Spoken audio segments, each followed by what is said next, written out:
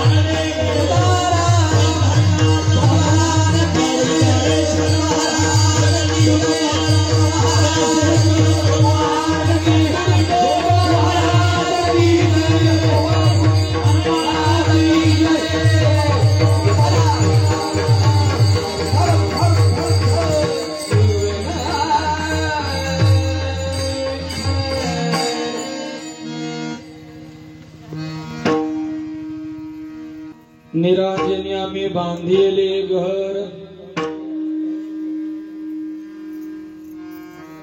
निरांजन्या में बांधिले घर, निराकार निरंतर राहिलोस, निराभासी पूर्ण झालो समरस, अखंड ऐक्यास पावलो आम्ही।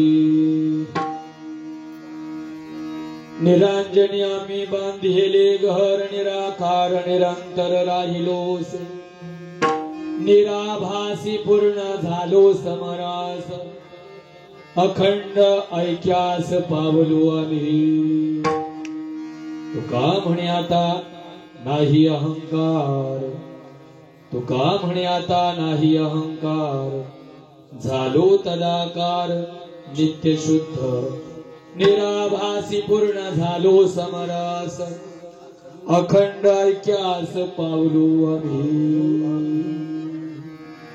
निरांजनी आम्ही बांधिले घर निराकार निरंतर राहिलोसे निराभासी पूर्ण झालो समरास अखंड ऐक्यास पावलो आम्ही पांडुरंगा करो प्रथमान पांडुरंगा करो प्रथमान पांडुरंगा करो प्रथमान पांडुरंगा करो प्रथमान हरे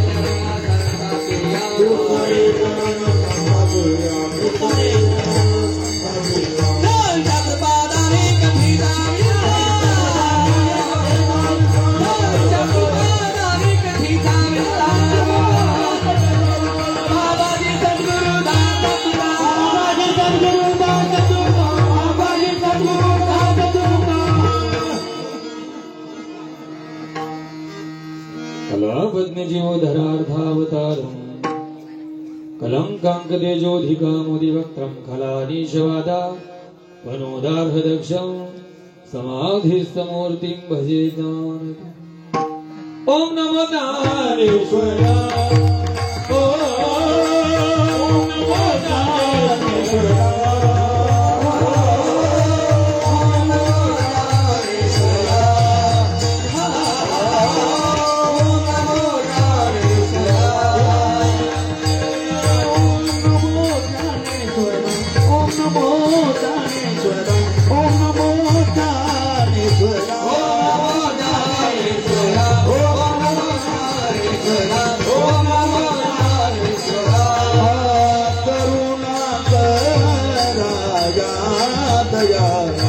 करुणा करा या दयाला एक करुणा करा दयाला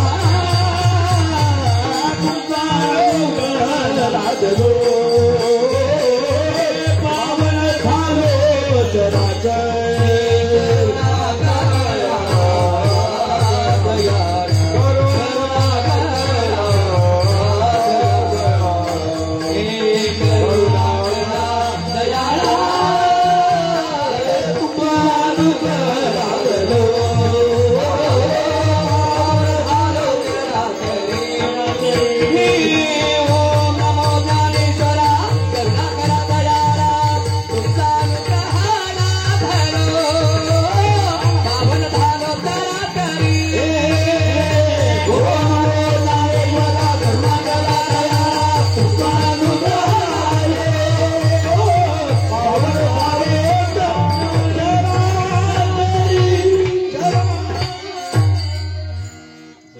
केली स्मरण होय सकळ विद्यांचे अधिकरण तेचे बंधू श्री चरण श्री गुरूंचे हे नमस्कारोणी आता मस्तक माझा पायावरी मस्तक माझा पायावरी मस्तक माझा पायावरी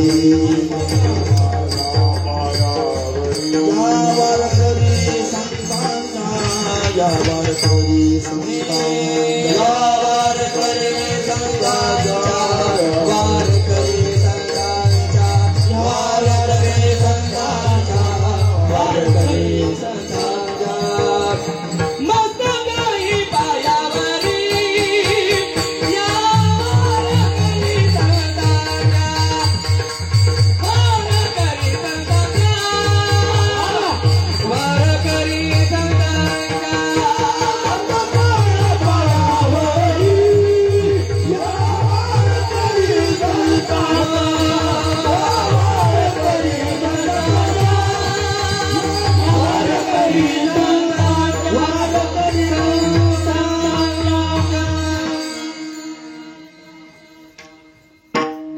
निरांजनी आम्ही बांधिले घर निरांजनी आम्ही बांधिले घर निराकार निरंतर राहिलोस निराभासी पूर्ण झालो समरास अखंड ऐक्यास पावलो आम्ही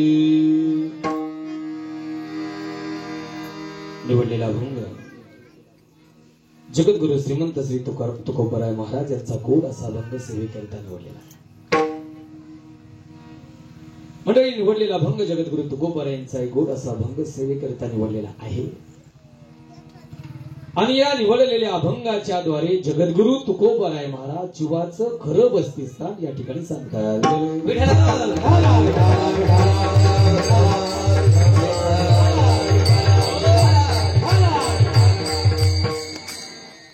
मंडळी, निवडलेला अभंग जगद्गुरु तुकोबारायांचा एक गोड असा अभंग सेवेकरिता निवडलेला आहे.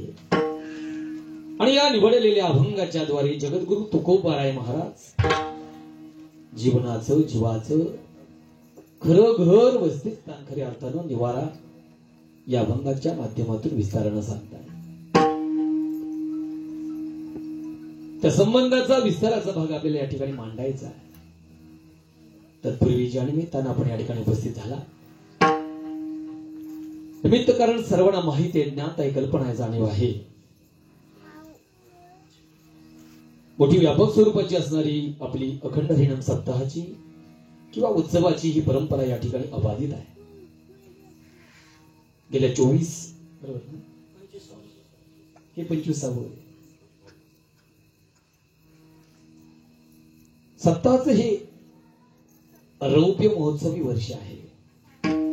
मागचं वर्ष द्वितपपूर्ती सोहळा मागच्या वर्षी झाला.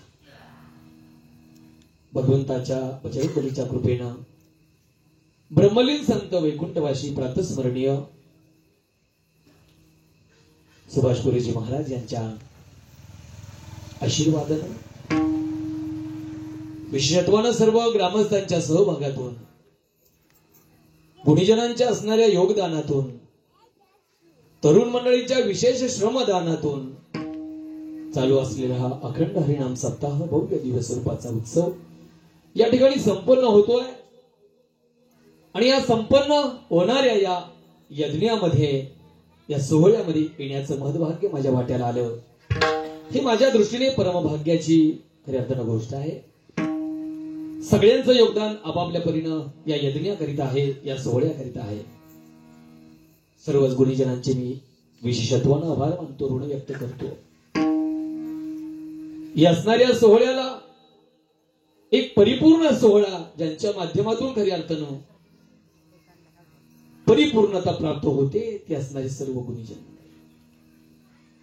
गेल्या सातत्यानं हरिभक्तीपरायण आमचे बिबराज महाराज हंडे गेल्या अखंड 17 वर्षाची मोठी परंपरा आहे.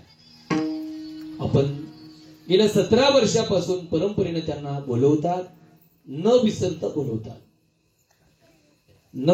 बोलवतात आणि त्यांनी त्याचा विसरपणी पाडलेला नाहीये. ही प्रेमाची देवाणघेवाण आहे, एक भावनेची देवाणघेवाण आहे. तुम्ही या मंडळींना काय देणार आहात, किती देणार आहे, त्याचं मोजमाप तशा अर्थानं पैशामध्ये होऊ शकत नाही. कारण भावनेचं मोल, प्रेमाचं मोल हे खऱ्या अर्थानं होऊ शकत नाही. मी विस्तारानं या ठिकाणी त्या संबंधाचा परिहार देऊ शकतो, आभार मानू शकतो. महाराज महाराष्ट्रभर प्रचलित आहे कीर्तनाच्या माध्यमातूनही. पण एवढं सगळं असूनही ज्या परंपरेशी आपण एकनिष्ठ झालेलो आहे किंवा ज्या माध्यमातून आपण खऱ्या अर्थानं उंची गाठलेली आहे, त्या मातीला किंवा त्या असणाऱ्या जमिनीला आपण कधी सोडलं नाही पाहिजे. एवढ्या उंचीला पोहोचूनही खऱ्या अर्थानं म्हणजे आपलं मूळ कधी माणसानं विसरू नये. माध्यमातून जे काही आपल्याला येतंय ते समाजासमोर मांडता आलं पाहिजे. भगवत जे मिळालेलं आहे ते आपल्याला ओळखता आलं पाहिजे आणि मिळालेलं ओळखलेलं ते आपल्यापर्यंत सीमित न राहता इतरांनाही वाटण्यात यावं, ही भावना खऱ्या अर्थानं आमची आदरणीय हरिभक्तीपरायण अरुणजी महाराज यांची आहे. महाराजांना धन्यवाद देतो. परंपरेनं तेही या ठिकाणी येतात, आपल्या पंचक्रोशीचं भूषण आहे. महाराजांनाही धन्यवाद देतो. आणि या सप्ताहामध्ये ज्यांच्या माध्यमातून खऱ्या अर्थानं 4 चांद लागले असं आपण म्हणूया, नाही का? ये देहीचे ते देही उतरले आणि ते टाळीच्या माध्यमातून प्रगटले.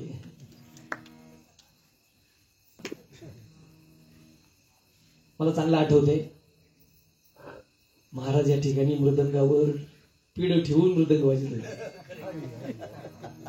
एवढी उंची त्यांची कमी आहे, अजूनही कमीच आहे.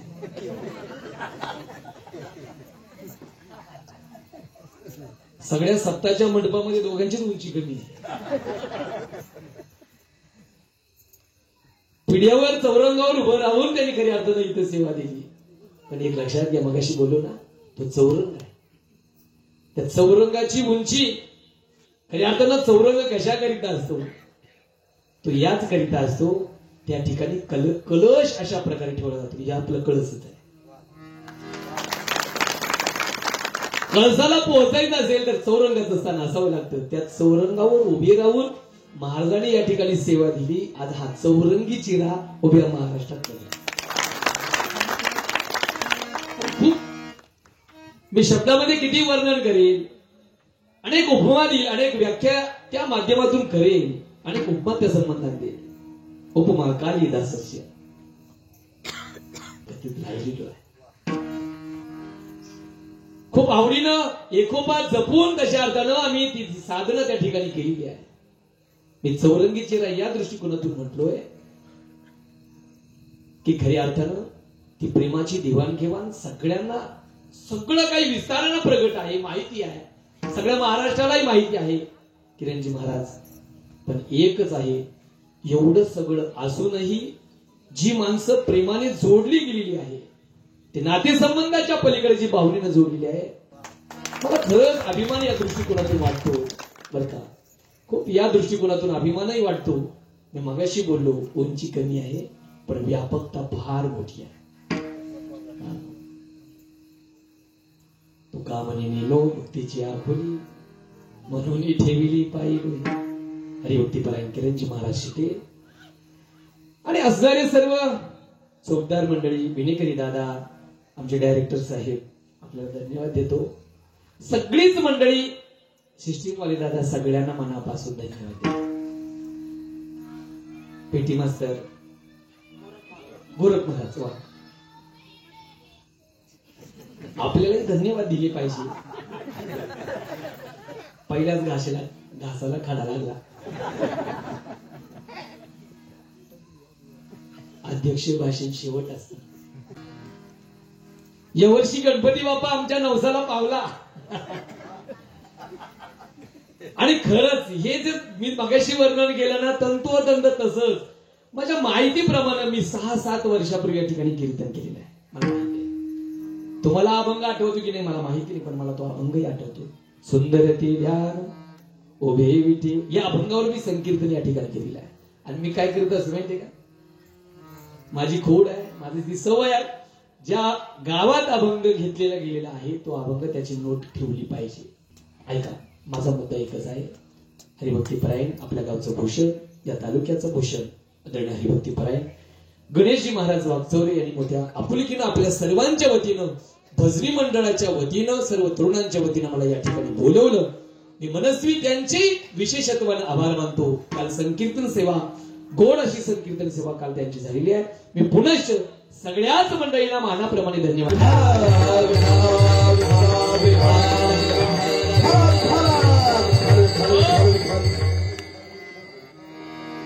मंडळी, निवडलेला अभंग जगद्गुरु तुकोबरायांचा आहे. गोड असा अभंग सेवेकरिता निवडलेला. निवडलेल्या अभंगाच्या द्वारे जगद्गुरु तुकोबराय महाराज जीवाच्या जीवनामध्ये खरं आश्रयस्थान, खरं निवार्याचं स्थान कुठे आहे आणि तुकोबराय महाराज ते आम्ही कशा प्रकारे प्राप्त केले, तो विस्ताराचा भाग आपल्याला या ठिकाणी कथन करायचा आहे. मंडळी, मानवी जीवनाच्या काही मूलभूत गरजा आहेत. मूलभूत म्हणजे भूताचं पिल्लू नाही बरं का, मूलभूत असं नका अर्थ करू. मानवी जीवनाच्या काही मूलभूत गरजा आहेत. सगळ्यांना माहिती, आपण शाळेमध्ये शिकलो आहे किंवा सगळ्यांना माहिती. मला त्याच्यावर विस्तार करायचा नाही. थोडासा त्या अँगलनी अभंगाच्या प्रवेशाकडे मला येता आलं असतं किंवा यायचं होतं.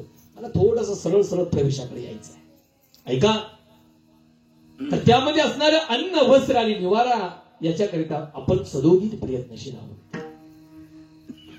जीवाच्या जीवनामध्ये काय मिळवलं म्हणजे जीवाला पूर्णता प्राप्त होणार आहे. कारण तुमचं माझं प्रत्येकाचं जीवन अपूर्ण जीवन आहे. जरा ऐका मंडळी, इथं बसलेल्या तुमच्या माझ्या सहित प्रत्येकाच्या जीवनामध्ये कशाची तरी काहीतरी कमतरता प्रत्येकाच्या जीवनामध्ये आहे. अपूर्णता प्रत्येकाच्या जीवनामध्ये आहे. माझ्यासहित कोणी असणाऱ्या बसलेल्या मंडळीमध्ये कोणीही परिपूर्ण नाहीये. आता आपली प्रत्येकाची अपूर्णता सांगायला वेळेची सुद्धा अपूर्णता आहे. काही ना काहीतरी कमतरता प्रत्येकामध्ये आहे. मग जीवाच्या जीवनामध्ये पूर्णता कशाच्या माध्यमातून मिळेल त्याचा विचार महत्वाचा. थोडं सोपं कर, तुम्ही ऐका. थोडं सोपं कर, तुम्ही ऐका. गोड आवाजाचे धनी आहे, गोड महाराजांचा आवाज आहे. मृदंग शाखेमध्ये त्यांच्या इतकी स्पष्टता कुणाकडेच नाही वाजवण्यात. खूप स्वच्छता आहे वाजवण्यामध्ये, खूप स्पष्टता आहे आमच्या हंडे महाराजांमध्ये. हंडे महाराज, मी तुम्हाला एक प्रश्न विचारतो, काय वाईट वाटू देऊ नका बरं का. तुम्ही एक असे संभाजी राजांसारखे दिसताय.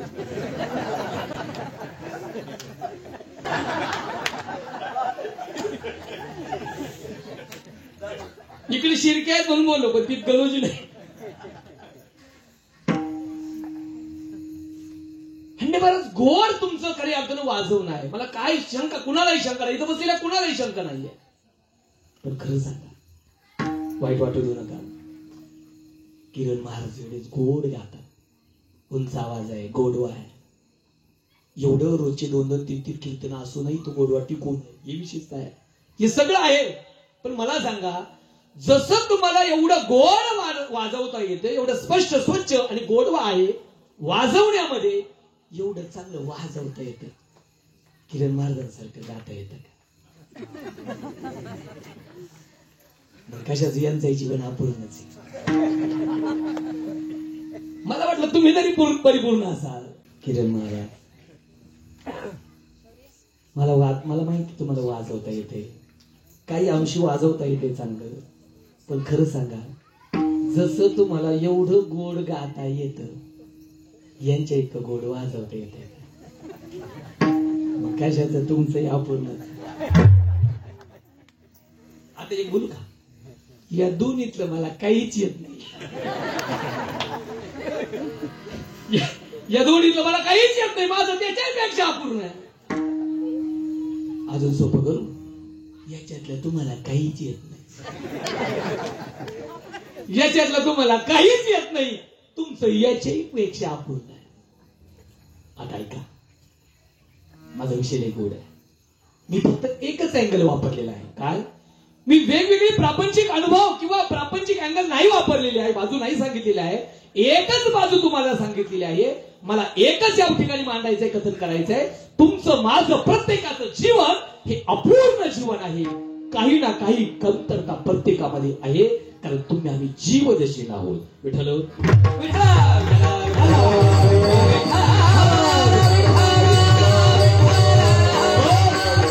एकच आहे. या जीवाच्या जीवनामध्ये पूर्णता कशाच्या माध्यमातून मिळणार आहे याचा माणसाने विचार केला पाहिजे. हा अपूर्ण आहोत. तुमचं माझं मूळ स्वरूप हे अपूर्ण नाहीये. आपण तशा अर्थानं अनाथ नव्हतो, आपण परिपूर्ण होतो. मी वासुदेव तत्वता या अवस्थेचे आपण होतो. ममैवांशो जीवलोके जीवभूत सनातना या अवस्थेचे आपण होतो. मग तसं असताना आम्ही तशा अर्थानं मूळ स्वरूपाचा विचार केला तर आनंद स्वरूप, मूळ स्वरूप, परिपूर्ण स्वरूप आहोत. मग जीवाच्या जीवनामध्ये अपूर्णता काल आली, अपूर्णता येऊ द्या. मग ही अपूर्णता घालवायची असेल आणि त्याला परिपूर्णता मिळवायची असेल, सर्वांगानं ब्रह्मस्वरूप त्या अर्थानं मिळवायचं असेल, तो आनंद स्वरूपाला प्राप्त व्हायचं असेल, तर तशा अर्थानं जीवाच्या जीवनामध्ये या जीवानं काय केलं पाहिजे, या मनुष्य देहाने काय केलं पाहिजे, तो सोपं करतात. मंडळी, तुमचं माझं प्रत्येकाचं जीवन त्याग आणि स्वीकाराचा समन्वय म्हणजे मानवी जीवन आहे. बाउन्स होऊ देणार नाही, काळजी करू नका. फक्त अंतःकरणाचे कान माझ्याकडे ठेवा, ते कर्ण बाजूला ठेवा, तुमचे कर्ण माझ्याकडे ठेवा. ऐका मंडळी, त्याग आणि स्वीकारानं भरलेला तुमचं माझं प्रत्येकाचं जीवन आहे. इकडे लक्ष द्या, इकडे बघा. इकडे बघा, तुमची माणसं तुम्ही रोजच पाहणार आहे. आजचे दिवस मी आले, म्हणजे इकडे लक्ष द्या असं मला.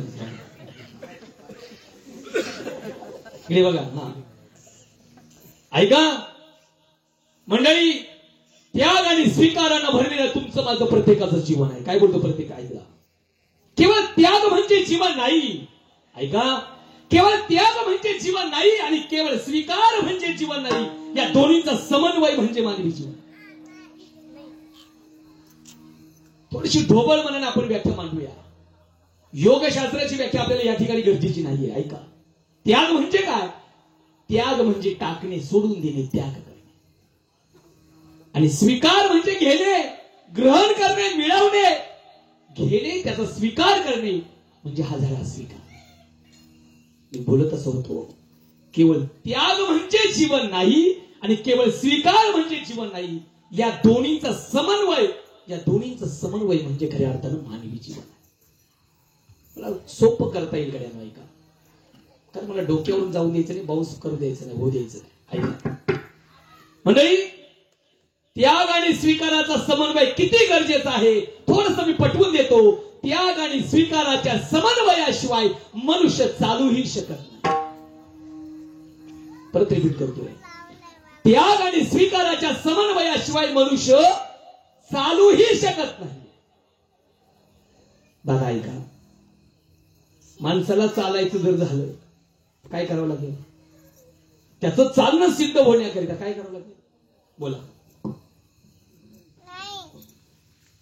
चालणं सिद्ध होण्याकरिता काय करावं लागेल?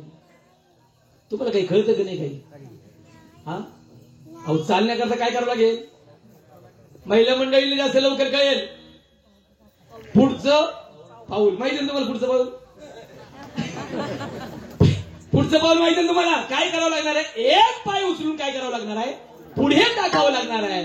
आता ऐका, एक फूट जागेचा तो त्या प्रसंगी एक पाऊल पुढे टाकलं म्हणजे एक पाऊलभर जागेचा किंवा एक फूट जागेचा तो काय करतोय? बरोबर आहे, काय करतोय? स्वीकार करतोय.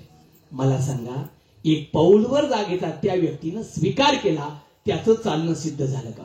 फोटोग्राफर, मला सांगा, त्याचं चालणं सिद्ध झालं का? नाही ना. त्याचं चालणं सिद्ध होण्याकरता त्यानं केवळ एक पायानं एक पाय पुढे टाकला, एक पाऊलभर जागेचा स्वीकार केला.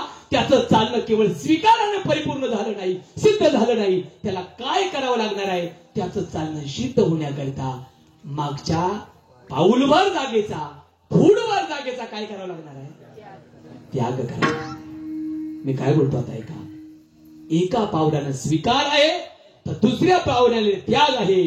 त्यागानं स्वीकार, त्याग आणि स्वीकाराच्या समन्वयाशिवाय मनुष्य चालूही शकत नाही. अजून ऐका, एक पाऊल अजून पुढे टाकायचंय मला.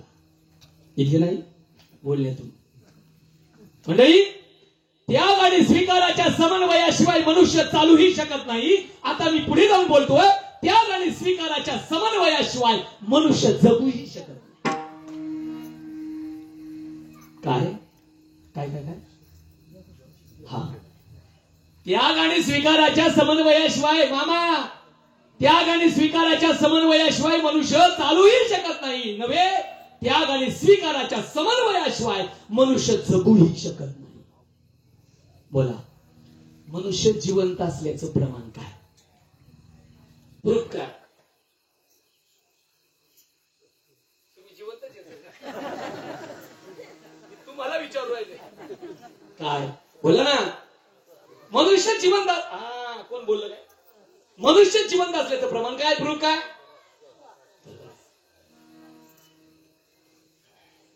सगळ्यांना माहिती पण बोलतो. राजाकडे पोपट होता.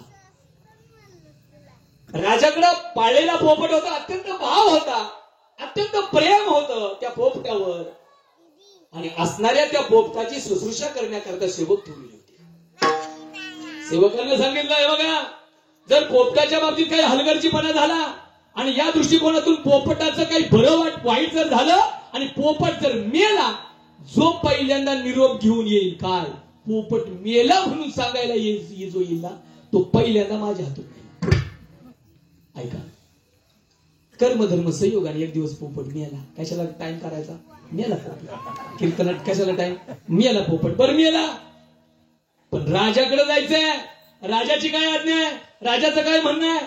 जो पहिल्यांदा सांगायला येईल त्याचा काय होणार आहे? शिरच्छेद केला जाणार आहे. जो पहिल्यांदा सांगायला तो मरणार आहे. कुठल्या उंदरानं मांजराच्या गळ्यात घंटी बांधायची. शेवटी त्या असणाऱ्या सेवकानं बिरबलाची भेट घेतली. बिरबल साहेब असा असा प्रकार आहे, पोपट मेलाय हो. हा मग ठीक आहे ना, काय झालं? काय नाही, राजाची आज्ञा आहे. जो पहिल्यांदा सांगायला येईल पोपट मेला तो पहिल्यांदा राजाच्या हातून मरणार. बिरबल म्हटलं काही काळजी करू नको, मी जातो. बिरबल अशा प्रकारे राजेसाहेबांकडे बिरबल गेला. राजेसाहेबांना म्हणाला, हो राजेसाहेब काय सांगू, आपला जो पोपट आहे ना, पोपट काय झाला पोपटाला? काही नाही, आपला जो पोपट आहे ना तो कालपासून बोलत नाही हो. आपला जो पोपट आहे ना, नवीन पोपट, तो आता मिठू मिठू सुद्धा बोलत नाही. राजा म्हटलं मग त्याला नसेल बोलायचं, त्याची इच्छा नसेल बोलायची, हरकत नाही, काय फरक पडतो? बिरबल म्हटलं, राजे साहेब आपला पोपट बोलत नाही याच्यात नवल नाही हो, पण आपला जो पोपट आहे ना तो पोपट कालपासून हलतही नाही आणि चालतही नाही. राजा म्हटलं नसेल त्याला चालायचं किंवा हलायचं, पडला असेल थोडंफार आजारी, थोडं लक्ष द्या, किंवा थकला असेल, दमला असेल, भागला असेल म्हणून त्याला नसेल चालायचं, करायचं असेल आराम म्हणून चालत नसेल. बिरबल म्हटला, राजे साहेब आपला जो पोपट आहे ना तो बोलत नाही याच्यात नवल नाही, आपला जो पोपट आहे ना तो कालपासून चालत नाही, हलत नाही याच्यात नवल नाही, आपला जो पोपट आहे ना तो कालपासून श्वास घेतही नाही, श्वास सोडतही नाही. राजा म्हटला, मग मी याला म्हण की मग. तो म्हटला, तुम्ही म्हणा, मी कशाला म्हण. आता मला विस्तार करायचा नाही, आता ऐका. मनुष्य जिवंत असल्याचं प्रमाण प्रूफ काय, तर एकच आहे, त्याचा श्वास घेणंही चालू आहे, श्वास सोडणंही चालू आहे.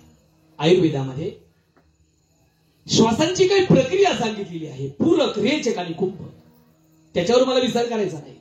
श्वास घेणं या प्रक्रियेला म्हणतात पूरक, घेतलेला श्वास सोडणं याला म्हणतात रेचक, आणि घेतलेला श्वास आतमध्ये कोंडून ठेवणे याला म्हणतात कुंभ.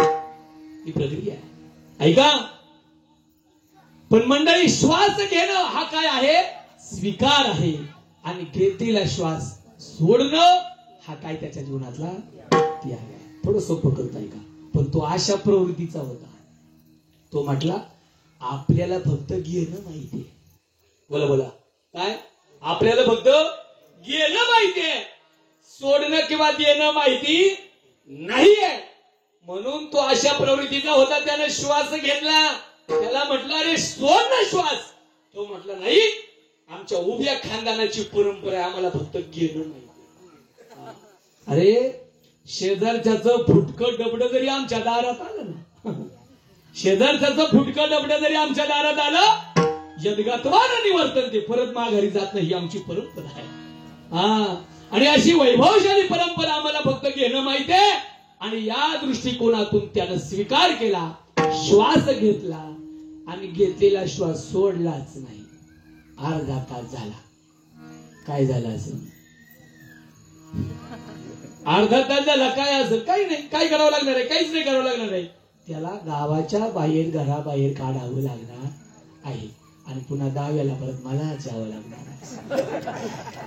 आता थांबते मी. आता ऐका मंडळी, त्याग आणि स्वीकाराच्या समन्वयाशिवाय मनुष्य चालूही शकत नाही, तसं त्याग आणि स्वीकाराच्या समन्वयाशिवाय मनुष्य जगूही शकत नाही. त्याग आणि स्वीकाराचा समन्वय इतका महत्वाचा आहे. केवळ त्याग म्हणजे जीवन नाही, आणि केवळ स्वीकार म्हणजे जीवन नाही. हा त्याग आणि स्वीकाराचा समन्वय आम्हाला मान्य करावा लागतो, याच्यात नवल नाही. त्याग आणि स्वीकाराचा समन्वय निसर्गाला सुद्धा मान्य आहे. तो गोबर आहे, गोड प्रमाण. पिकलिया सेंदे कडू पण गेले, पिकलिया सेंदे कडू पण गेले, पिकलिया सेंदे कडू पण गेले, पिकलिया सेंदे कडू पण गेले. कैसे आम्हाले पांडुरंग, कैसे आम्हाले पांडुरंग, आली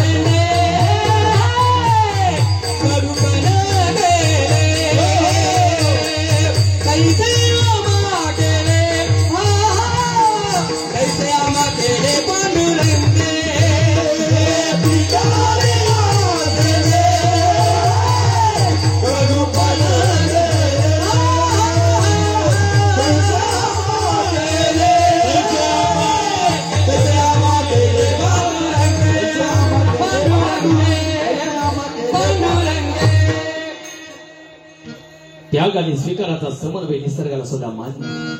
काय जे हिरवा आहे, जे कच्चं आहे ते काय होणार आहे? पिकणार आहे. त्याला त्यागही करावं लागणार आहे. त्याच्या असणाऱ्या वृत्तीचा, त्याच्या असणाऱ्या नैसर्गिक गुणधर्माचा त्याग करावा लागणार आहे आणि पुढे कशाचा तरी स्वीकार करावा लागणार आहे. पण शेवटी ते सुद्धा टिकणार नाही, त्याचाही त्याग करावाच लागणार. आता ऐका, तद्वत त्याचप्रमाणे आम्हाला मिळालेला हा मनुष्य जन्म आहे ना, याचा आम्ही या प्रसंगी या घराचा आम्ही काय केलेला आहे? स्वीकार केलेला आहे. हे घर आहे. देहाच्या गावा आली या घराला आम्ही आलेलो आहे. हे घर मिळालेलं. हे घर कशाच्या आधारे मिळालेलं आहे? काय पूर्वसंचित होतं या सगळ्या गोष्टीचा मला विस्तार करायचा नाही, पण या घराला आपण आलेलो आहे ना, आणि या घराच्या माध्यमातून आपण या घराची सुद्धा निर्मिती केलेली आहे. ते कर्तृत्व निर्माण केलेली आहे. ऐका, पण एक ना एक दिवस याही घराचा त्याग करावा लागणार आहे आणि आम्हाला कुठल्या तरी घराचा स्वीकार करावा लागणार आहे. आता लक्षात घ्या. मग एकच आहे मानवी जीवनामध्ये त्याग आणि स्वीकाराचा महत्वाचा भाग. विठ्ठल विठ्ठल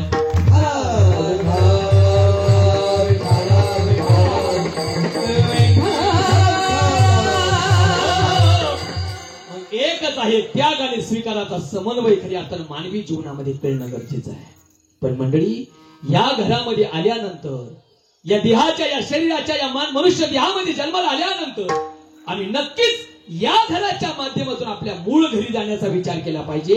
त्याचा स्वीकार महत्वाचा आहे, कारण ती आमची परिपूर्णता आहे. मी सुरुवात तिथून केली होती. ती आमचं खऱ्या अर्थानं असणारं आनंदाचं घर आहे. मग एक लक्षात घ्या, देहामध्ये येऊन त्यागही कळणं गरजेचं आहे. कशाचा त्याग केला पाहिजे आणि कशाचा स्वीकार केला पाहिजे हेही कळणं गरजेचं आहे.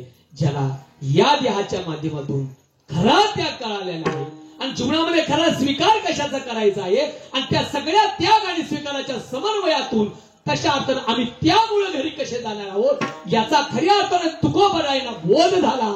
नवे नवे तुकोबरायांना ते माहिती होतं. या दृष्टिकोनातून तुकोबराय महाराज म्हणतात, त्या त्याग आणि स्वीकाराचा समन्वय मी साध्य करून ते घर चिरंतन अशा स्वरूपाचं घर मी माझ्या जीवनात मिळवलं. अभंगाचं पहिलं निरंजनी आम्ही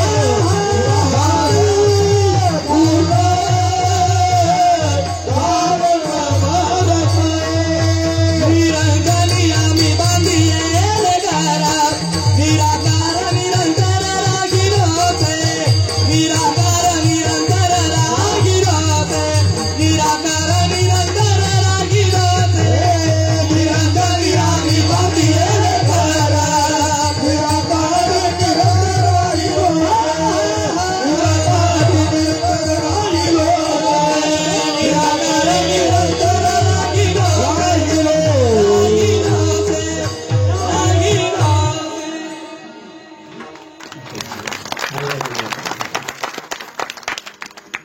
ऐका, ज्याचं जे स्वरूप असतं ना, काय बोलताय का, ज्याचं जे स्वरूप असतं ना, त्या स्वरूपाशी एक रूपता जोपर्यंत होत नाही तोपर्यंत त्याची पूर्ण अपूर्णता त्याच्या जीवनातली जात नाही. वैशिष्ट्य, तुमचं माझं मूळ स्वरूप हे अपूर्ण नाहीये. तुकोबरायांचे गोड अभंग आहे, तुम्ही विश्वनाथ दीन रंग मी अनाथ. आपण कसे आहोत, दीन आहोत, रंग आहोत, अनाथ आहोत आणि आपण अपूर्ण आहोत. मग या जीवाची अपूर्णता कशाच्या माध्यमातून जाईल, जाणार नाही का, जाईल ना, पण कशाच्या माध्यमातून जाईल, तो पूर्णतम जो आहे ना, जो परिपूर्णतम आहे ना, जो आनंद स्वरूप आहे ना, ज्याच्यापासून तुमचा माझा खऱ्या अर्थानं, जयापासून बोललो आपण, मही मंडळ हे झाले, त्याच्यापासून आपली निर्मिती आहे. मग त्याच्यापासून जर आपली निर्मिती आहे ना, त्या स्वरूपाशी एक रूपता जोपर्यंत होत नाही तोपर्यंत जीवाच्या जीवनात पूर्णता नाही. थोडं सोपं करतो आहे, आपण शाळेमध्ये शिकलोय, गुरुत्वाकर्षणाचा काय नियम आहे, बोला. गुरुत्वाकर्षणाचा नियम काय, तुम्ही पत्रकार आहात ना, नाही ना, ऑक्झरी पाटील, गुरुत्वाकर्षणाचा काय नियम आहे, डोंबलं, बरोबर आहे. इंग्रजी मराठीत कळलं, इंग्रजी पर्यंत काय जाऊ, ते म्हणतात ग्रॅव्हिटी, ठीक आहे, बरोबर आहे. खाली येणं हा त्याचा नियम आहे. हा शोध कुणी लावला, कोणी लावला, न्यूटनने लावला, असं तुम्हाला शिकवण्यात आले. पण न्यूटनचा शोध कधी लागलेला आहे, 100-200 वर्ष 300 वर्षाचा आपण घेऊया इतिहास, पण माझ्या ज्ञानोबारायांनी त्या आधीच सांगितलेला गुरुत्वाकर्षण. मला विस्तार करायचा नाही, आता ऐका, माझ्याकडे वेळ तर नाही, ऐका. मग मला सांगा, अग्नी प्रदीप्त झाला, प्रदीप्त झालेला अग्नी, पेटवलेला अग्नी कुठल्या दिशेला जातो, बोला ना आता, वरच्या दिशेला जातो, बरोबर आहे ना. वरच्या दिशेला अग्नी जातो आणि पाणी आहे, पाणी सोडा, पाणी कुठे जातं, खालच्या दिशेला जातो. माझा मी तुम्हाला विषय सांगितला, एक नियम आहे, ज्याचं जे स्वरूप आहे तो त्याच दिशेला धावल्याशिवाय राहत नाही, कारण त्याची ओढ त्याच्याकडे आहे, त्याच्या स्वरूपाकडे असते. मग अग्नी आहे, गुरुत्वाकर्षणाचा नियम आहे, खाली येणं. मग असा असतानाही तो अग्नी, प्रदीप्त झालेला अग्नी, तो वरच्या दिशेला का धावतो, त्याचं कारण आहे, त्याचं असणारं स्वरूप, सूर्य देवता ही वरती आहे ना, तो त्याच दिशेला धावल्याशिवाय. आणि पाणी वरती सोडा, जमिनीवर सोडा, की दमादमानं का असेना, कशा स्वरूपानं असेना, ते खाली गेल्याशिवाय राहत नाही. कारण तुम्ही 8 परस विहीर खोदा, बरं झालं आले तुम्ही, तुमची वाट पाहत तुम्ही, 10 परस तुम्ही विहीर खोदा, 18 परस विहीर खोदा, पण शेवटी त्याचा तळ जिथे लागतो तिथे पाणी मिळाल्याशिवाय राहत नाही, कारण त्याचं स्वरूप खाली आहे, ते खाली गेल्याशिवाय राहत नाही. आता ऐका, तसं तुमचं माझं जे जीवन आहे, आपलं काहीतरी स्वरूप. थोडं सोपं करतो, गोड ऐकणारी मंडळी आहे, तुम्ही मंडळी जनरली उत्तर द्या. मला सांगा, नदीचा जन्म, नदीची निर्मिती कुठे असते, खरं सांगा, कुठे असते, बरोबर आहे, कुठे असते, डोंगरावर असते, गावात.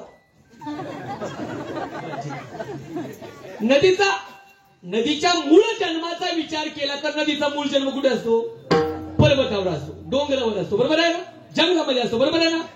तर नदीचा जन्म डोंगरावर नसतो, नदीचा मूळ जन्म पर्वतावर नसतो, जंगलामध्ये नसतो.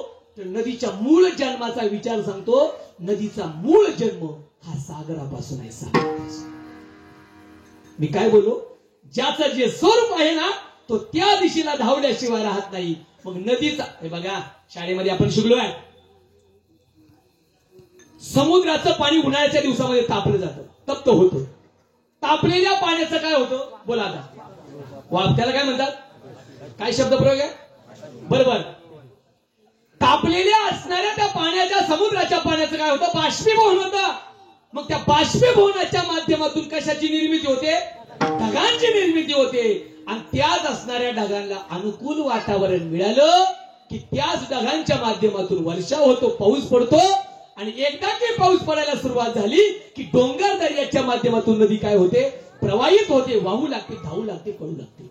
आता सांगा मला, नदीचा मूळ जन्म कुठे, बरोबर आहे ना?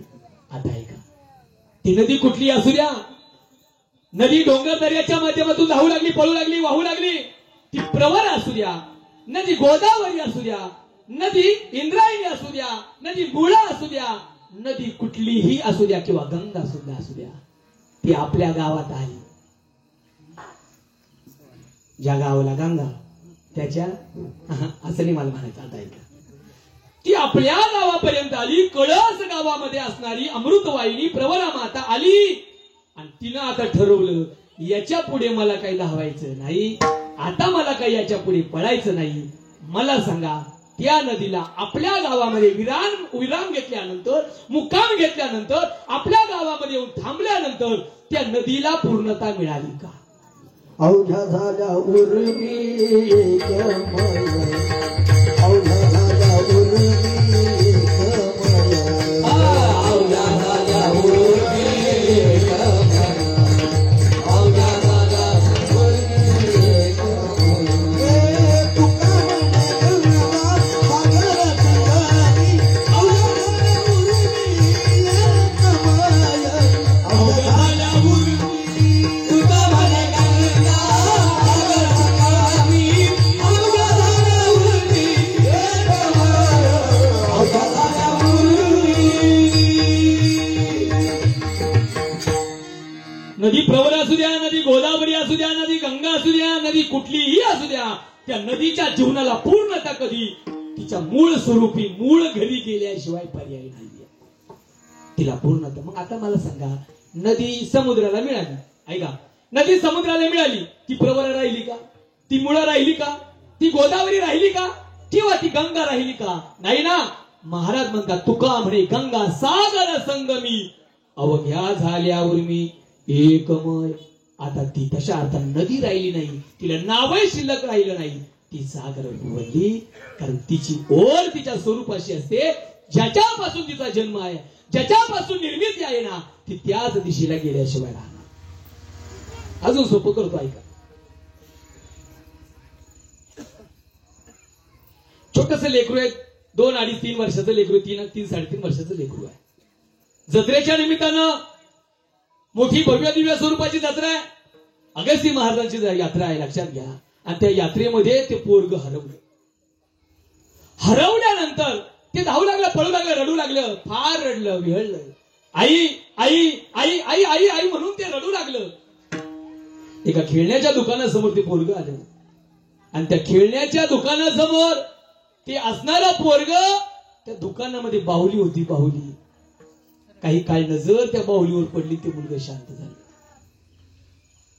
त्या मालकानं पाहिलं, त्या खेळण्याच्या दुकानाचा जो मालक होता त्यानं पाहिलं, हे पोरग त्या बाहुलीला पाहिल्यानंतर काय झालंय, शांत झालंय. आता ऐका, तो असणारा मालक म्हणतो, तो खेळण्याच्या दुकानाचा मालक म्हणतो, बाळा रडू नको, शांत हो, काळजी करू नको, या बाहुलीच्या दुकानाचा मी तुला काय करतो, मॅनेजर करून टाकतो. काळजी करायचं कारण नाही, फक्त एक काम करायचं, ही बाहुली घे आणि तू काय कर, शांत हो, तू आईचा विचार सोडून दे. मला सांगा, ते पोरग बाहुली घेतल्यानंतर रडायचं थांबेल का? पोरग 3 वर्षाचं आहे, एक ध्यानात घ्या, पोराचं वय ध्यानात घ्या. आता हा भाग वेगळा आहे, नंतर बाहुली आल्यानंतर पोरं विसरतात, हा भाग वेगळा आहे. सुरुवातीच्या काळामध्ये छोटस असल्या कारणाने ते पोरग बाहेरून कुठून आलं, फिरून आलं ना, खेळून येऊ द्या, शाळेतून कुठून, आई जर दारात दिसली नाही, समोर दिसली नाही, ते सगळ्यांना विचारतं, आई कुठे, आई कुठे, आई कुठे. आणायला गोड बोलायची. बाप जर खऱ्या अर्थानं, बाप जर तशा अर्थानं दारात असला, बापाला तो विचारतो आई कुठे, तर बापाला त्याचा हेवा वाटतो, हे पोरग आईशिवाय राहत नाही, आईबद्दल किती प्रेम. हा, मग श्रीमांश ऐका, पण एकच आहे, जे पोरग आईशिवाय राहत, अहो शेजारच्या घरी जरी गेलं ना, काही नाही, पलीकडे शेजारच्या बाजूला आहे, एक घर सोडून गेलेली आहे, पण तरी त्याला सण होत नाही, आई कुठे, आई कुठे, आई कुठे. एकदा का बाहुली त्याला मिळाली,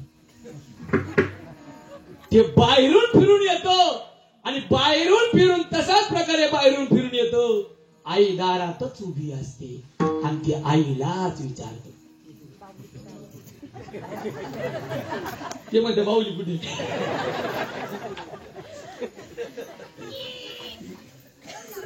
ए बाळा तुझं नाव काय रे. हा नको ही लेकरं लय गोड ऐकतात. तुझं वय कमी म्हणून तुला नाही विचार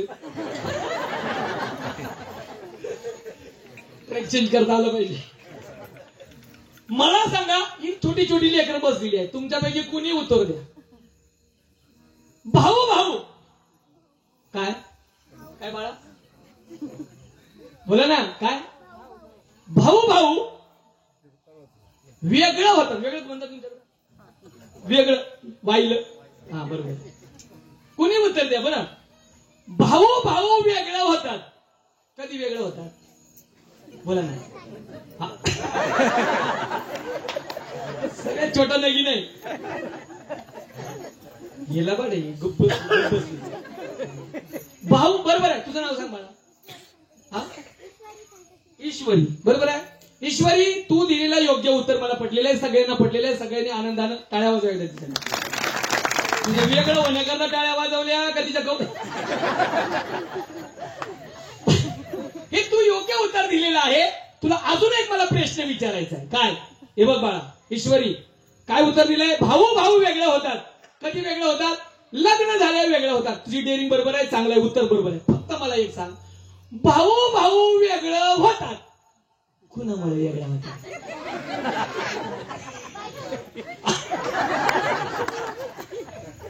ती म्हटली बायकोमुळे होतात. आणि हे उत्तर तिनं लग्न न होता दिलेलं आहे. मला विस्तार याच्यावर करता येईल. थांबायचं माझा विषयांतर होईल. ऐका मी काय बोलत होतो. माझा बोलण्याचा इतिहास एवढाच होता.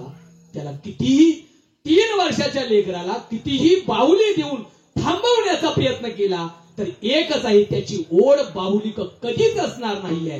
तर त्याची ओढ केवळ आणि केवळ त्याच्या आईकडे असणार आहे. कितीही त्याला बाहुली देण्याचा प्रयत्न करा. 3 वर्षाच्या लेकराचं बोलते.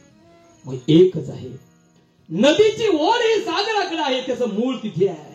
त्या लेकराची ओढ आईकडे आहे. त्याला माहिती आहे त्याचं मूळ स्वरूप तिथे आहे. थोडं अजून सोपं करतो ऐका.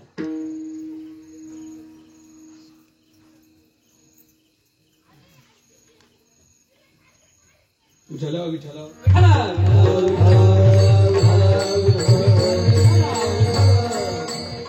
आता मला तुम्हाला एक प्रश्न विचारतो. लवकर उत्तर द्या. पटापट उत्तर द्या. मी पटकन निघून जातो. म्हणजे पटकन उत्तर द्या तुम्ही. काय ऐका तुम्ही कधी एक 4-6 वर्षामध्ये म्हणा किंवा 4-6 महिन्यामध्ये म्हणा. ऐका ऐका 4-6 महिन्यामध्ये म्हणा कधी तुम्हाला 1 आठवड्यामध्ये म्हणा कधी तुमचा आणि मिठाचा कधी संबंध आलाय का.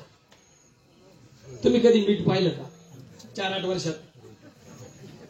नाही ना पाहिलं. बरोबर आहे ना. नित्याचा अनुभव आहे. बरोबर आहे. मला हेच उत्तर अपेक्षित होतं. ऐका रोजचा अनुभव आहे किंवा रोजच्या परिचयाचं मीठ आहे.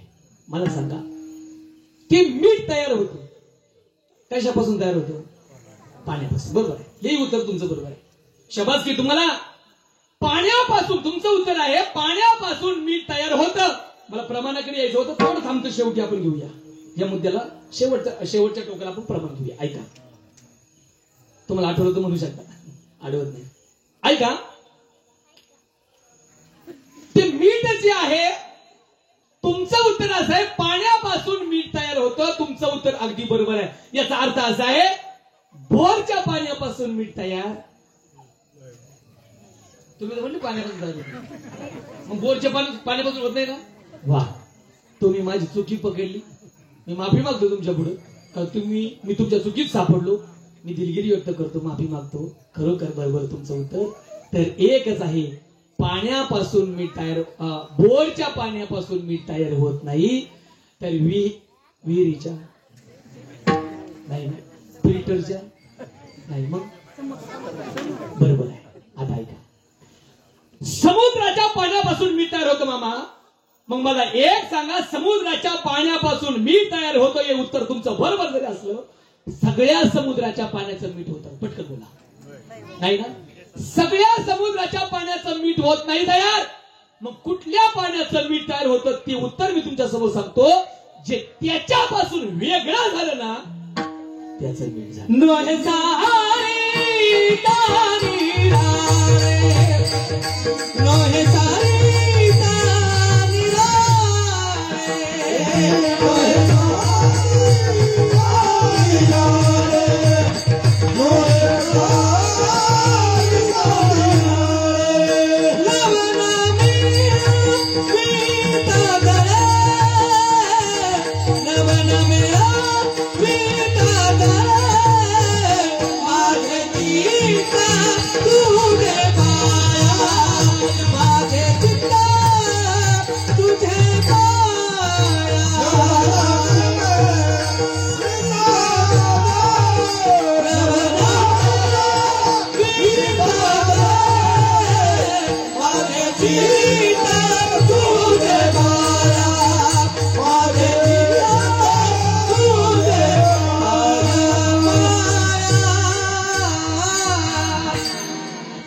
योग्य प्रमाणाला स्पर्श केला, मला अपेक्षित प्रमाणाला स्पर्श केला महाराजांनी. आता ऐका ऐका, मीठ तयार होतं पाण्यापासून तयार होतं, पण सगळ्या समुद्राच्या पाण्याचं मीठ नाही होत.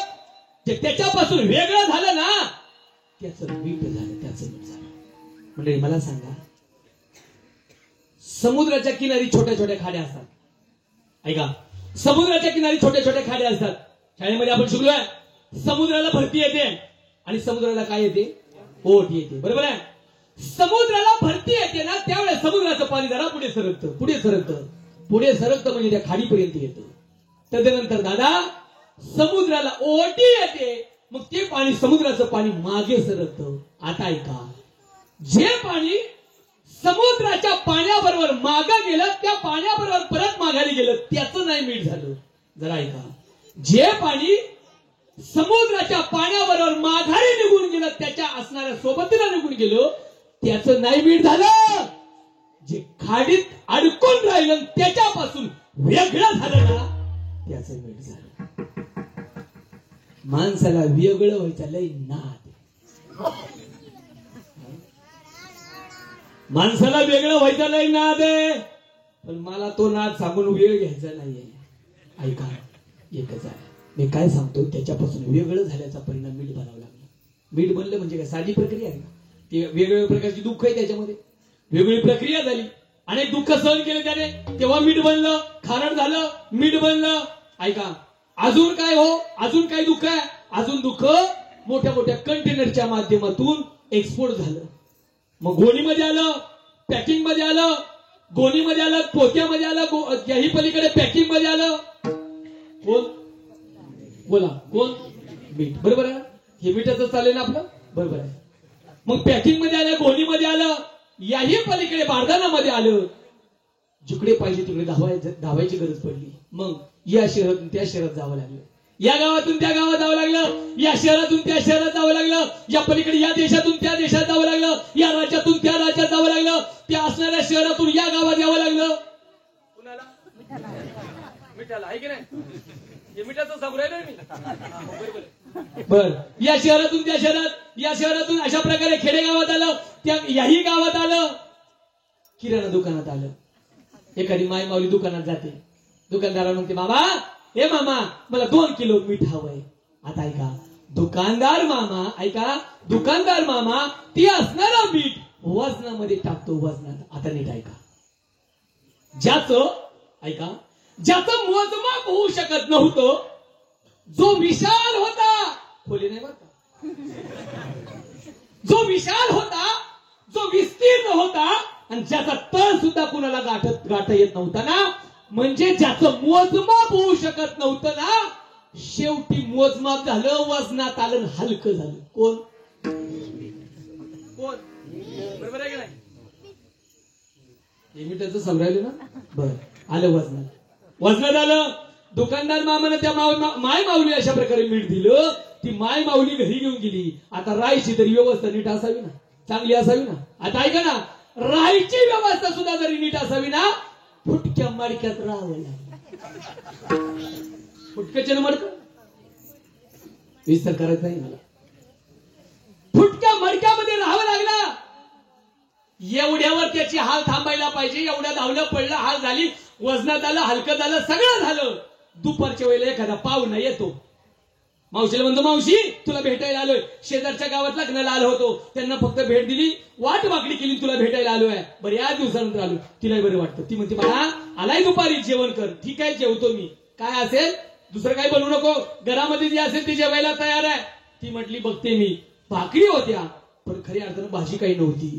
तो म्हटलं, मावशी दुसरं तिसरं काही बनवू नको, एक काम कर, हिरव्या मिरचीचा ठेचा बनव, ठेचा. ती म्हटली, 5 मिनिटात बनवते, जरा ऐका. मग त्या माय माऊलीनं अशा प्रकारे गॅस पेटवला, तवा तापायला ठेवला. तवा लाल झाला, तापला. तापलेल्या तव्यावरती माय माऊली काय करते, 5-6 मिरच्या टाकते, हिरव्या मिरच्या 5-6 त्याच्यावर टाकते, तापलेल्या तव्यावर टाकते. आणि सोबतीला मुठभर मीठ घेते आणि त्या तापलेल्या तव्यावर ती मुठभर मीठ टाकते. आणि त्या तापलेल्या तव्यावर मुठभर मीठ पडल्याबरोबर त्या मिठाला अशा गुदगुल्या व्हायला लागल्या.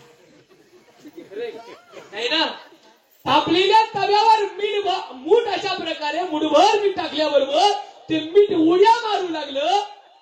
अशा प्रकारे भाजलं, वर पडलं, लाले लाल झालं, चटके सहन केले. कुणी लेकराला घ्या, त्या लेकराला घ्या, त्या लेकराला घ्या. ऐका, अशा प्रकारे भाजलं, वर पडलं. एवढ्यावर तरी दुःख नाही, दुःखाचे चटके सहन व्हावे सगळे केले. आता तरी दुःख थांबायला पाहिजे ना. पण मंडळी पुढे ऐका, एवढं भाजलं, ओरपडलं, लाले लाल झालं.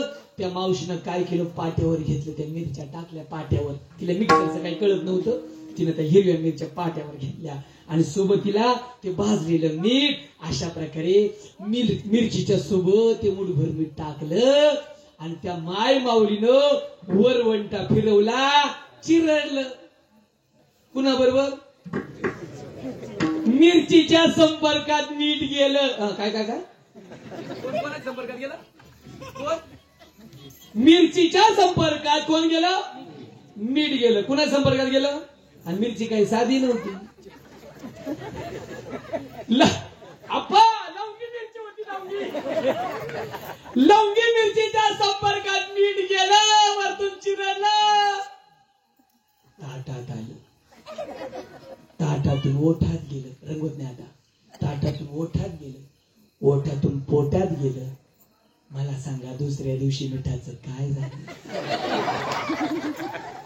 शेवटी नरकाला गेला. विषय ऐका, माझा विषय लय गोड आहे. ऐका, कटाक्षानं ऐका. मिठाच्या जीवनामध्ये एवढी दुःख वाट्याला आली, त्याच्यापासून वेगळं झाल्याचा परिणाम वेगवेगळ्या प्रकारची दुःख प्रक्रिया झाली. धावाधाव झाली, एक्सपोर्ट झालं, गोणीत आलं, पाठवण्यात आलं, पॅकिंग मध्ये आलं, धावाधाव झाली, या शहरातून त्या शहरात, या गावातून त्या गावात. एवढा भाजला, वरपडला, लालेला झालं, चटके सहन केलं, चिरडलं, सगळं झालं. आणि शेवटी प्रवास कुठे जाऊन थांबला त्या मिठाचा? नरकाला जाऊन तशा अर्थानं मीठ थांबलं. हे सगळं मी मिठाच्या अनुषंगानं सांगितलेलं आहे. उत्तर तुमचं माझं हेच आहे. एवढी दुःख वाट्याला याच कारणाने आली. महाराजांनी प्रमाण गोड दिलं, मला परत एकदा स्पर्श करावं लागतं. डोही सारिता निराळे, डोहे सारिता निराळे, डोहे सारिता निराळे, डोहे सारिता निराळे. आता एकच आहे, मिठाला उपराती झाली. विषय आपल्याकडे घ्या. मिठाला आता उपराती झाली. काय? आता त्याला कळालं आपलं मूळ स्वरूप हे दुःखानं भरलेलं आहे. आता आपलं मूळ स्वरूप त्याच्या अर्थानं वेगळं आहे. मग आपल्या मूळ स्वरूपी आता जायची इच्छा झाली. कुणाला? मिठाला. कल्पना विद्यायेने झाला जीव, देवनिया छंद माझे माझे, देवनिया छंद माझे माझे, देवनिया छंद माझे माझे. कल्पना विद्यायेने झाला जीव, देवनिया छंद माझे माझे, देवनिया छंद माझे माझे, देवनिया छंद माझे माझे माझे. अजून एक प्रमाण देता येईल आपल्याला. अजून एक प्रमाण देईल. परी मुक्त होता तरी भय झाला बद्ध. मुक्त होता परी भय झाला बद्ध.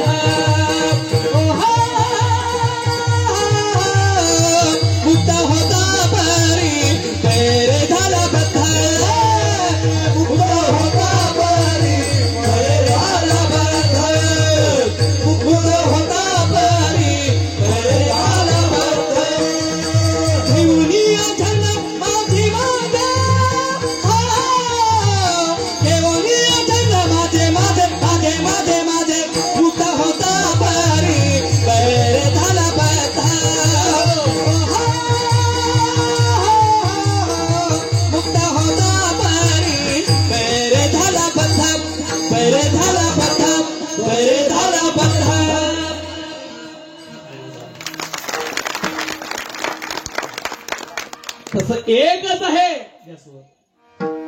मिठाला उपरती झाली, त्याचं स्वरूप आहे, एवढी दुःख वाट्याला आली, शेवटी नरकापर्यंत जाऊन त्या मिठाचा प्रवास थांबला ना. मग त्या मिठानं काय केलं पाहिजे? ऐका, आपल्या मूळ स्वरूपी जाण्यासाठी मिठानं काय केलं पाहिजे? पटकन बोला. आता बोललो, प्रमाण दिलंय आपण. आता त्या मिठानं त्याची पूर्ण दशा प्राप्त होण्याकरता आणि मूळ स्वरूपाला जाण्याकरता त्या मिठानं एकच केलं पाहिजे, त्यानं पाण्याच्या संगतीचा खऱ्या अर्थानं स्वीकार केला पाहिजे किंवा पाण्याचा स्वीकार केला पाहिजे, कारण त्याचं ते स्वरूप आहे. आता मला सांगा, मीठ पाण्यात गेलं, बोला, मीठ पाण्यात गेलं, मीठ राहिलं का? प्रमाण दिलं किरण महाराजांनी, नोये सारिता निराळे लवण. लवण म्हणजे मीठ. लवण मेळाविता तळे. त्याचं मीठ पण शिल्लक राहिलं नाही, त्याच्या मूळ स्वरूपाशी तो एकरूप झाला, तो पाणी रूप बनला. तद्वत त्याचप्रमाणे आता तुमच्या लक्षात आलं असेल, तुमचं माझं मूळ स्वरूप तशा अर्थानं तेच आहे जे माझ्या तुकोबरायांनी सुद्धा सांगितलेलं आहे. तुकोबराय महाराज म्हणतात, माझं मूळ घर कुठलं हो? तुकोबराय मूळ घराचा पत्ता सुद्धा सांगतात. आम्ही कुठले आहोत? आम्ही वैकुंठवासी आलो याची कारणाची. याची कारणाची बोलली दिवशी सात भाव वर्ताया, सात भाव वर्ताया. साधू संतांचे मार्ग आदराने भरले जाग. साधू संतांचे मार्ग आदराने भरले जाग.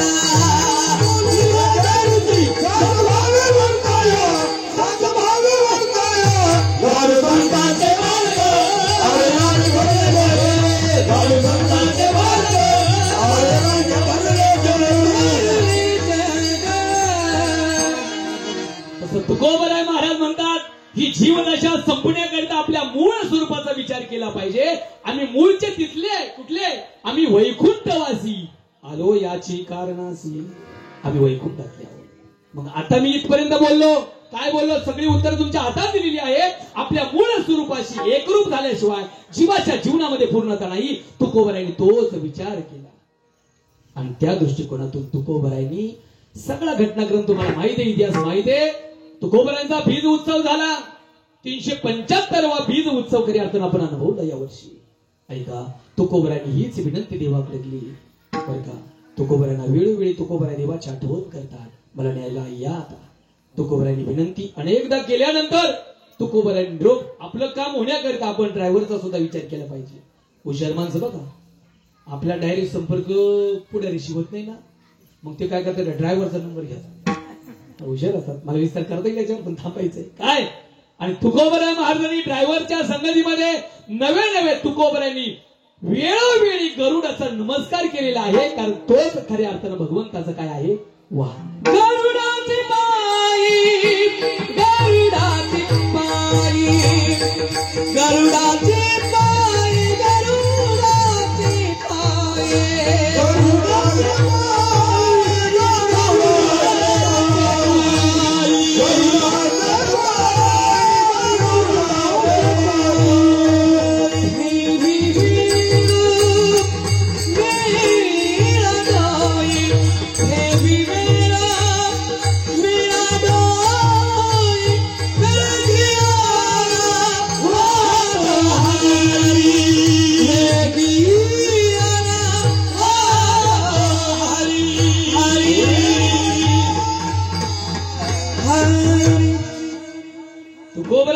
तुकोबरायांनी ड्रायव्हरचा विचार केला, त्याच्या चरणाला लागले. गरुडाचे पायी ठेवी वेळोवेळा, एकदा नाही वेळोवेळी खऱ्या अर्थानं त्यांची खऱ्या अर्थानं दर्शन माझ्या तुकोबरायांनी घेतलं का, कारण तो सानिध्यात देवाच्या आहे. तुकोबराय हुशार आहे. ऐका, आम्हाला व्यावहारिक ज्ञान कळतं. मग इकडून झालं नाही का, माणसाने अजून एक प्रयोग केला पाहिजे. आपलं कमी एखाद्या माणसाकडे आपल्याला काही पाहिजे ना, वेगळ्या अँगलने जायचं, त्या असणाऱ्या पुढाऱ्याचं कौतुकही करायचं, पण असणाऱ्या ती माय माऊली असते ना, त्याची बायको, तिला तरी सांगाल, ओळख असेल तर सांग.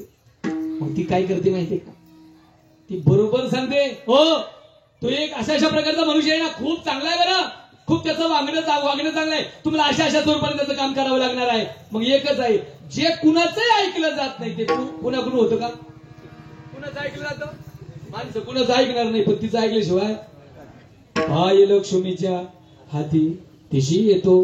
तुकोबराय काकुळती येतात, लक्ष्मी मातेच्या सुद्धा काकुळती येतात.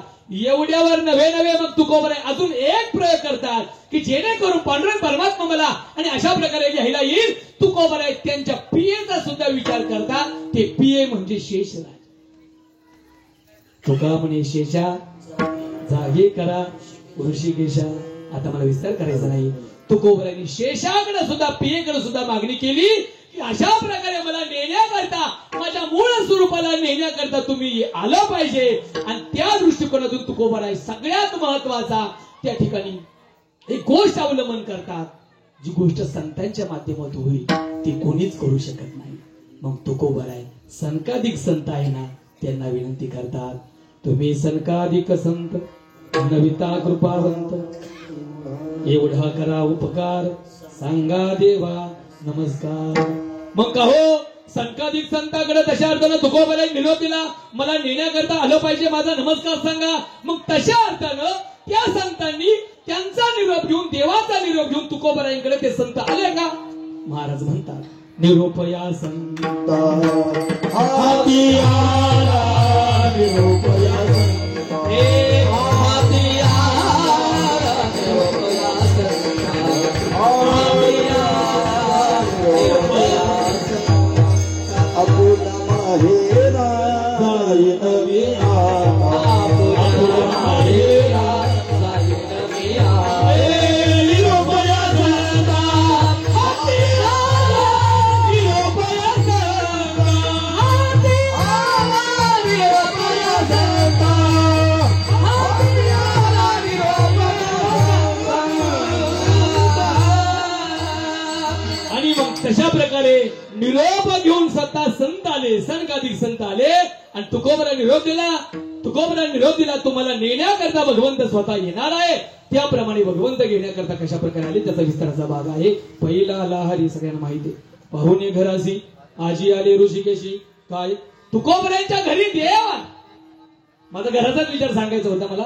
ऐका तुकोबऱ्यांच्या घरी देव आले आणि त्या दृष्टिकोनातून तुकोबरायांनी एकच विचार सांगितला जो पहिल्या चरणाचा विचार सांगितला. निरांजनाच्या घरी आपल्या मूळ घरी जाण्याकरता भगवान स्वतः परमात्मा त्या ठिकाणी तुकोबरायांनी निघाले. आम्ही जातो तुम्ही कृपा असू द्या. आम्ही जातो तुम्ही कृपा असू द्या. आम्ही जातो तुम्ही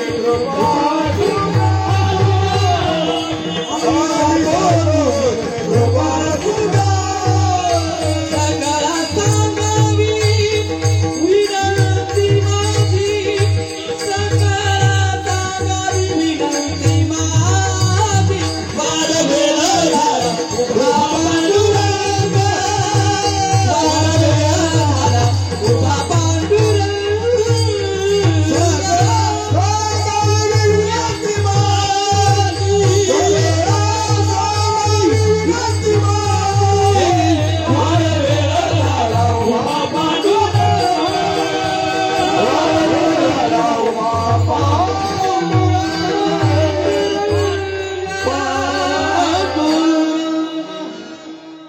तुकोबराय त्यांचं मूळ घरी ज्या घरातून तुकोबराय आले त्या मूळ घरी तुकोबरायांचा जाऊन प्रवास थांबला. निरांजनी आम्ही बांधिले घर निराकार निरंतर राहिलोसे. आता एकच आहे त्या स्वरूपाशी एकत्रित आल्याचा परिणाम ते काय अशा स्वरूपाला तुकोबराय खऱ्या अर्थानं प्राप्त झाले. त्या मूळ स्वरूपी प्राप्त झाले. ती तुकोबरायांची पूर्वदशा निघून गेली. स्वरूपाशी विलीन झाल्यानंतर तुकोबराय महाराज म्हणतात आता आम्ही आमच्या जीवनामध्ये काय करणार आहोत. अभंगाचं दुसरं चरण निराभासी पूर्ण निराभासी पूर्ण निराभासी पूर्ण चालू समरस. निराभासी पूर्ण निराभासी पूर्ण निराभासी पूर्ण चालू समरस. निराभासी पूर्ण निराभासी पूर्ण निराभासी पूर्ण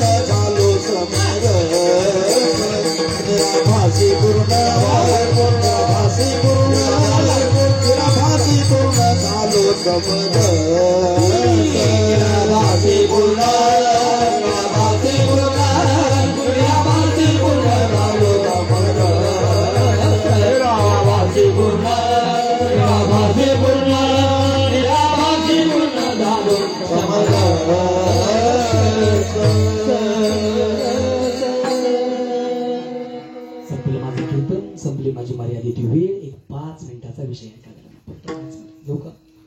ऐका मंडळी, हे जे घर आम्हाला मिळालेलं आहे हे प्रारब्धाने मिळालेलं आहे. ऐका, हे घर जे मिळालं हे घर आहे, इंद्रियांचं घर म्हणतात याला. हे घर माऊली ज्ञानोबाला त्याची व्याख्या करतात. ऐका, या घराची व्याख्या विस्ताराने सांगते. ऐका, हे घर मिळाले प्रारब्धाने मिळाले. अगा कर्मीचे उराव येते ते सुख दुःखी फळा यावे, तया ते भोगावया यावे. हे घर आहे ना, हे प्रारब्धाने मिळाले. या घराच्या माध्यमातून आम्ही या घरांची निर्मिती करतोय. ऐका, हे प्रारब्धाने मिळालं, हे कर्तृत्वाने निर्माण केलंय. आता मग एक काम करा, एक तर त्या घरामध्ये देवासारखं वातावरण करा, देव आणण्याचा प्रयत्न करा. नाहीतर एक काम करा, या घरात तरी देवाला आणण्याचा प्रयत्न करा. आईचा कर घर आवेरा, असं घर दोन अर्थ होईल. आईचा कर, असं कर्म कर. घराघरात असं वातावरण असावं, असं कर्म कर. आईचा कर घर आवेला, भगवान परमात्मा जातो तुझ्या घरी. किंवा आईचा कर घर, तू का म्हणे चित्त करा रे निर्मळ. हे घर इतकं शुद्ध बनवा, येऊन गोपाळ राय तेथे इथं तरी देवाला वस्तीस्थान देता आलं पाहिजे. मग एक लक्षात घ्या, प्रारब्धाने मिळालेल्या घराच्या माध्यमातून आणि या कर्तृत्वाने निर्माण केला आपला जो निवारा आम्ही निर्माण केलाय, याच घराच्या माध्यमातून इतकं सुंदर जीवन जगलं पाहिजे की आपल्या याच घराच्या माध्यमातून मूळ घरी जाता आलं पाहिजे, जसं तुकोबारांच्या विचार केला. सांगा मला शेवटचा मुद्दा आहे, देव तुकोबारांच्या घरी आले की तुकोबारा देवाच्या घरी गेले. पहिल्यांदा बोला, पटकन बोला, अजून सोपं करतो. शबरी माता अयोध्येला गेली किंवा देवाच्या घरी गेली की देव शबरी मातेच्या घरी आले. जब मेरे राम जी का आवन होगा, शबरी के कुटिया का पावन होगा. जब मेरे राम जी का आवन होगा, शबरी के कुटिया का पावन होगा. आएगी जब रघुराई तब आकर मन बिठाओगी, अपने हाथों से गिराओगी. प्यार प्यार नहीं होगा, दर्शन होगा, दर्शन होगा. जब मेरे राम जी का आवन होगा, शबरी के कुटिया का पावन होगा.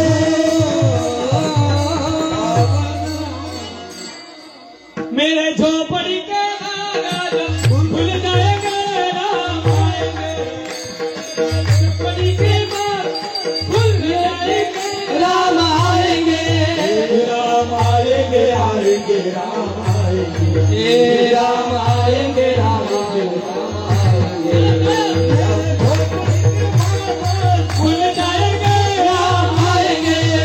मेरे झोपड़ी के बाग खुल जाएंगे राम आएंगे. मेरे झोपड़ी के बाग खुल जाएंगे राम आएंगे. संपलं माझं कीर्तन, संपली माझी वेळ. एकच ऐकतो, त्याचप्रमाणे तुकोबारांच्या सुद्धा घरी देव आला, त्या घरी नेण्याकरिता तुकोबारांच्या घरी आलेला आहे. संपली माझी वेळ, संपलं माझं कीर्तन. सगळं कीर्तन विसरून जा. कारण मी तुम्हाला सुरुवातीला बोललो होतो काय, त्यागाने स्वीकार तुम्हाला सुरुवातीला सांगितला. हे बघा, या जागेवर येण्याकरिता, या कीर्तन मंडपामध्ये येण्याकरिता तुम्ही आपल्या बहुमजली किंवा लाख मोलाच्या किमतीचा 50 लाख रुपये किमतीच्या बंगल्याचा किंवा 1 कोटी बंगल्या, एक बरोबर आहे ना, ठीक आहे, 1 कोटी बंगल्याचा, आपल्या असणाऱ्या आलिशान एसी रूमचा, त्या बेडचा तुम्ही तुमच्याकडे का वरवरून घेऊ ऐका, या सगळ्यांचा तुम्ही इथे येण्याकरिता तुम्ही काय केलेलं आहे, त्याग केलेला आहे. आणि एवढ्या इथं येऊन कीर्तन मंडपामध्ये बसलेला आहेत ना तुम्ही, मग या जागेमध्ये येण्याकरिता त्याचा त्याग करून याचा काय केलेला आहे, मग या मंडपाचा तुम्ही काय केला, या कीर्तनाचा स्वीकार केलेला आहे. आता बरोबर जेवण झाल्यानंतर तुम्ही या मंडपाचा, या कीर्तनाचा आणि कीर्तनामध्ये सांगितलेल्या सगळ्या गोष्टींचा तुम्ही काय करणार आहात.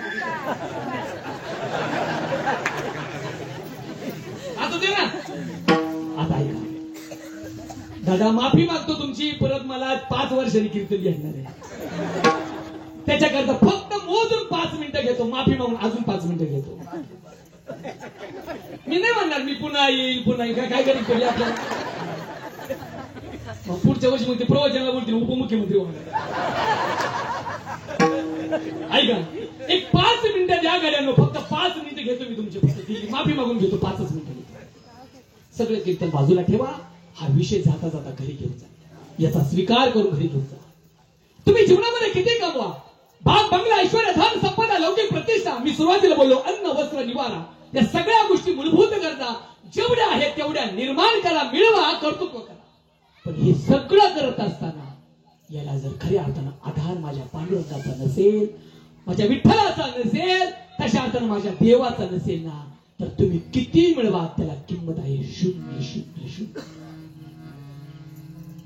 गणिताचा वर्ग चालू होता, माझा आवडीचा विषय आहे. गणिताचा वर्ग चालू होता आणि असणारा त्या समोरच्या टेबलावर खडू ठेवलेला होता किरण महाराज. त्या टेबलावरचा खडू गुरुजीने उचलला, फळ्याजवळ गुरुजी गेले आणि त्या गुरुजीने एक चांक लिहिला. पटकन बोला, किती चांक लिहिला? एक चांक लिहिला. त्या टेबलावर गुरुजीने खडू ठेवला. गुरुजीने टेबलावर खडू ठेवला. समोरच्या बेंचवरचा एक हुशार विद्यार्थी उठला, ईश्वरी सारखा. एक हुशार विद्यार्थी उठला, समोरच्या बेंचवरचा खडू त्याने हातामध्ये, त्या विद्यार्थ्याने हातामध्ये घेतला आणि त्या मुलानं काय केलं, त्या गुरुजींचा एक होता ना अंक, एक लिहिलेला अंक होता ना, त्याच्या समोर पुढे एक शून्य पुढे लिहिला. सांगा मला संख्या किती झाली? बरोबर आहे तुमची? ऐका, पलीकडे पुरुष मंडळी मला सांगा संख्या किती झाली? बरोबर आहे. एक शून्य लिहिला म्हणजे त्या शून्याची किंमत किती झाली? मोठ्याने बोला ना, समजलं किती? आता किती? 10. संख्या झाली 10. शून्याची किंमत तुमची चुकलेली आहे. शून्याची किंमत विस्तार करत नाही. शून्याची किंमत 10 नाही झाली, शून्याची किंमत 9 झाली. 9. चला अजून सोपं करतो. समोरच्या टेबलावरचा खडू दुसऱ्या एका विद्यार्थ्यानं उचलला, त्याने अशा प्रकारे खडू घेतला आणि पुढे गेल्यानंतर फळ्याजवळ जाऊन त्यानं अजून एक शून्य पुढे लिहिला. बसलेली मंडळी पटकन उत्तर द्या, सांगा मला आता संख्या किती झाली? 100. आणि आता मला सांगा शून्याची किंमत किती झाली?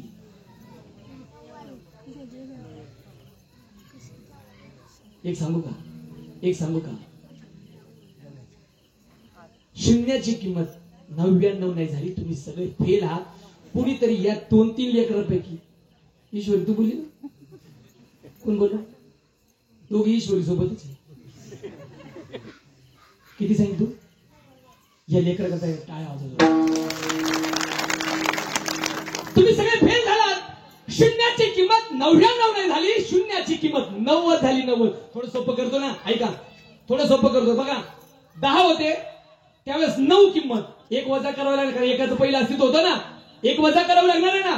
त्याच्यानंतर 100 ही संख्या झाली, पहिले 10 वजा करावे लागणार आहे ना, 1 नाही करावं लागणार. 10चं अस्तित्व होतं ना, मग 10 वजा केले किती राहिले?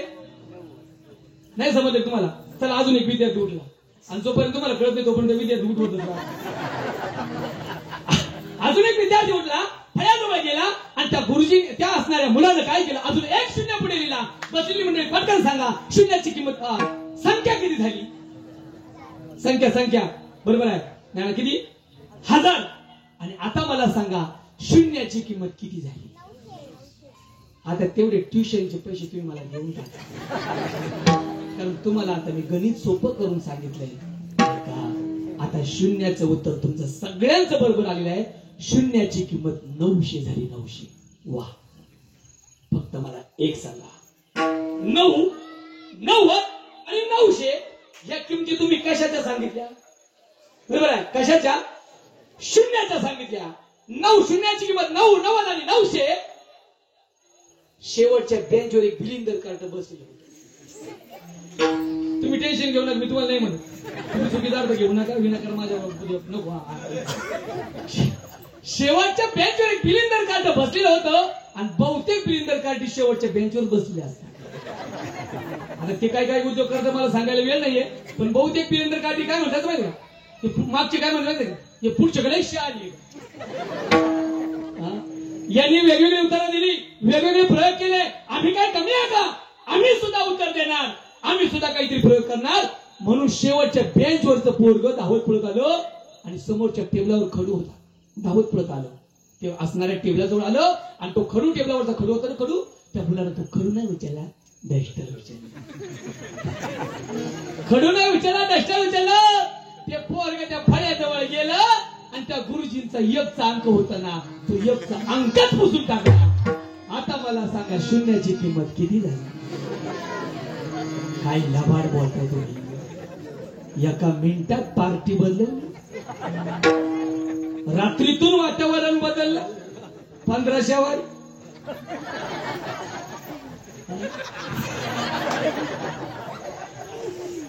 तुम्ही यांना टेन्शन देऊ नका किंवा याच्यापेक्षा तुम्हाला सांगू जास्त दबाव आणू नका. 1,500 रुपये पगार चालू त्याला महिन्यात.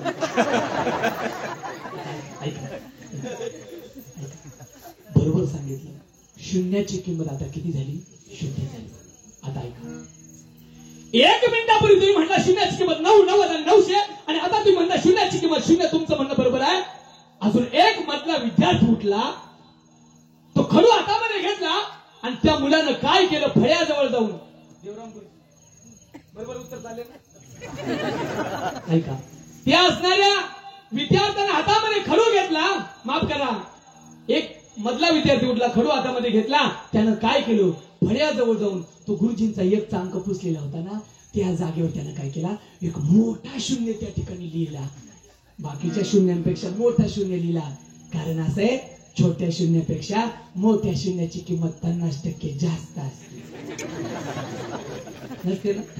वा, शून्य छोटा असू द्या, उत्तर माझा इथे आहे, माझा विषय इथे आहे, सिद्धांत इथे. ऐका, शून्य छोटा असू द्या किंवा शून्य मोठा असू द्या, शून्याची किंमत ही शून्यच असते. पण त्याच शून्याला 9, 90 आणि 900 ही जर किंमत मिळून घ्यायची असेल ना, त्या शून्यानं एकाचा आधार घेतला पाहिजे. एकाच्या आधाराशिवाय शून्याचं महत्व वाढू शकत नाही, शून्याला किंमत मिळू शकत नाही. तुम्ही तुमच्या जीवनामध्ये किती कमवा, बाग बंगला, ऐश्वर्य, धन, संपदा, लौकिक प्रतिष्ठा, किती वैभवशाली जीवन तुम्ही जीवनामध्ये मिळू द्या किंवा किती घरांची निर्मिती करा, ते सगळं शून्य आहे. कारण प्रारब्धाने मिळालेलं घर पडणार आहे आणि त्या घरातून, कर्तृत्वाने निर्माण केलेल्या घरातून आपल्याला बाहेर पडावं लागणार आहे आणि आपल्या मूळ घरी जावं लागणार आहे. तो मूळ घरी जाण्यासाठी आमच्या एकाचा विचार महत्वाचा आहे. महाराज म्हणतात, केले विना जीव